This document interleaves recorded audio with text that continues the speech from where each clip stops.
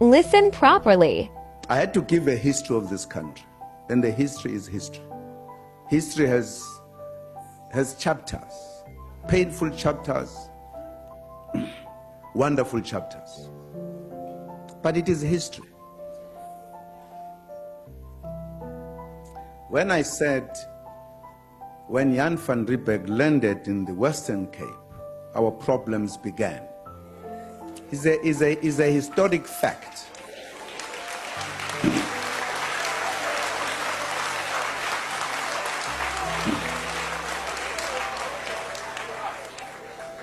Now, I always avoid giving the details of the history, but it's not necessary. When he landed, there were residents here, in this very city, who were established here. The Cohen son. They were living here, and they welcomed him warmly. And he established himself. They were together. Somewhere, somehow, a tension began. And there were wars that were fought. They were removed here forcefully from their area.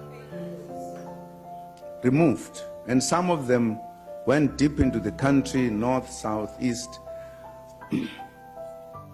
And the wars began because after the population arriving in South Africa grew. It is written down, it's not me concocting it.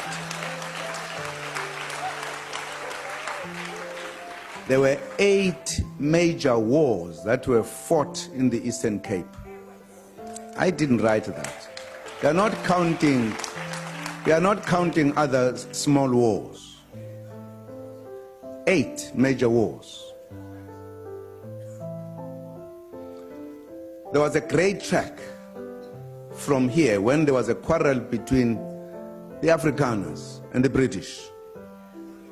As a history of this country, there was an establishment of 4 republics, 2 belonging to the British, 2 belonging to the Afrikaners.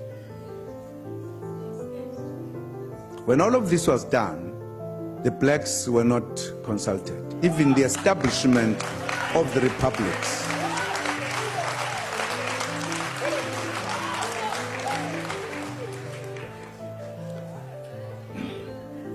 The clash between the Afrikaners and the British continued. There is no part of the country that there were no clashes. With the British, with the Afrikaners. Some are big and known, some are not known. The Zulus fought the British, and the major one was at Isandlwana. The Afrikaners fought the Zulus, and Ngombe, what you call the Blood River.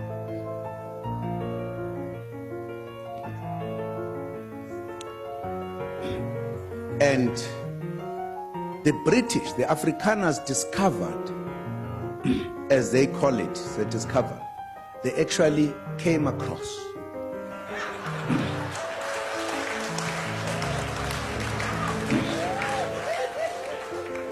mineral resources.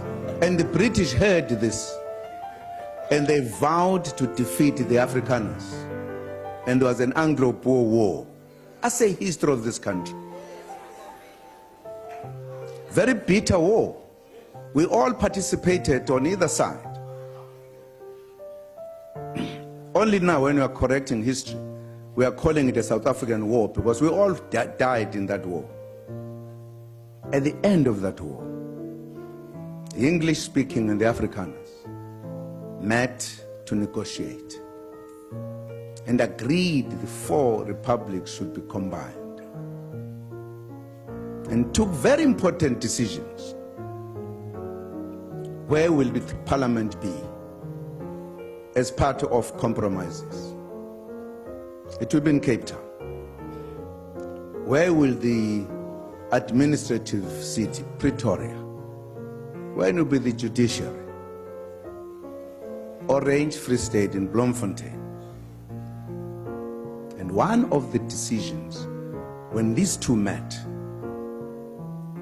was that you will have therefore a union of South Africa, the government who should be elected at all times, but the black people would not participate in that process.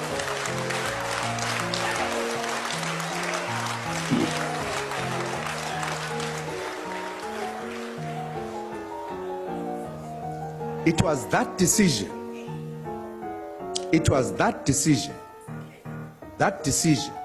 that made the black people to make a call to meet in Mangaung in Bloemfontein to discuss what we called the national calamity, that the indigenous people are not to be part of governing this country. Very bad decision on an important decision of uniting the four republics. It was that time that we said we are going to fight to liberate ourselves, to be part of government. To participate, you must know, because this country was still under British colonialism fully. There were delegations that went to England to raise the matters. We did not want to fight. We wanted to be part of the process to govern this country.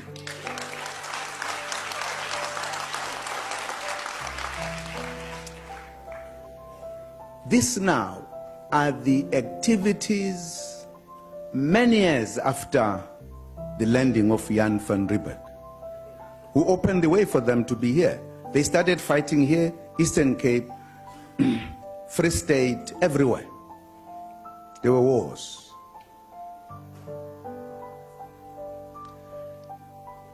And again, after many years, we said, but what type of a country do we want? Because we must be clear, if we say we want a non-racial South Africa, what are we talking about? That's why the meeting in 1955, wherein everyone in this South Africa, including government, was invited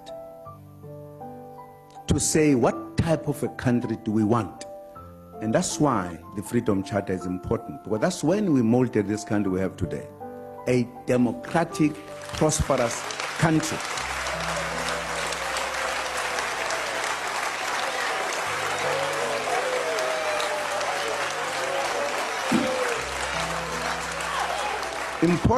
Important in that gathering is a preamble of the Freedom Charter.